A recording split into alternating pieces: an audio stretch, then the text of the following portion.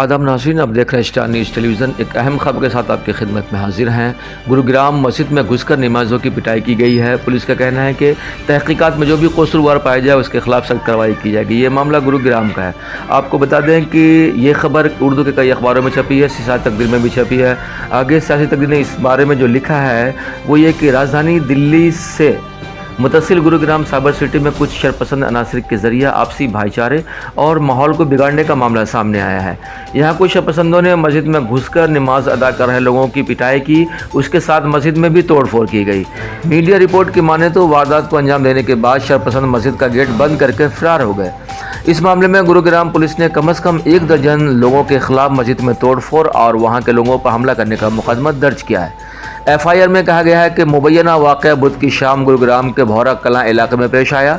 FIR के मुताबिक इलाके में कुछ शरपसंदों ने एक मकामी मस्जिद में तोड़फोड़ की और कुछ लोगों पर हमला किया और जान से मारने की धमकियां दी।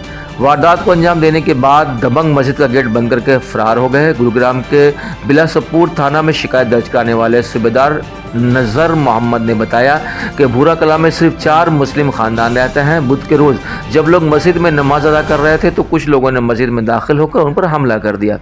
मोहम्मद ने यह भी बताया है, ये भी दावा किया है कि बदमाशों ने उन्हें इलाका छोड़ जाने की धमकी दी है। फिलहाल पुलिस ने मुलज़मीन के खिलाफ IPC की दफ़ा 252 जानबूझकर मजहबी अकायद को ठेस पहुँचाने, रज़ाकाना तौर पर चोट पहुँचाना 506 और मुजरिमाना धमकी 107, फसाद 148 और हथियारों से फसाद करना के तहत मुकदमा दर्ज कर लिया। वहीं पुलिस ने अब तक 3 मुलजिमान राजेश चौहान, अनिल मुदियारा और संजय व्यास की शनाख्त की है। पुलिस का कहना है कि तहकीकात जो भी कसूरवार पाया जाएगा उसके खिलाफ सख्त कार्रवाई की जाएगी। दोस्तों, ये थी अब तक की बड़ी खबर। फिर एक नई अपडेट के साथ आपकी खिदमत में हाजिर है। तब तक के लिए दीजिए इजाज़त।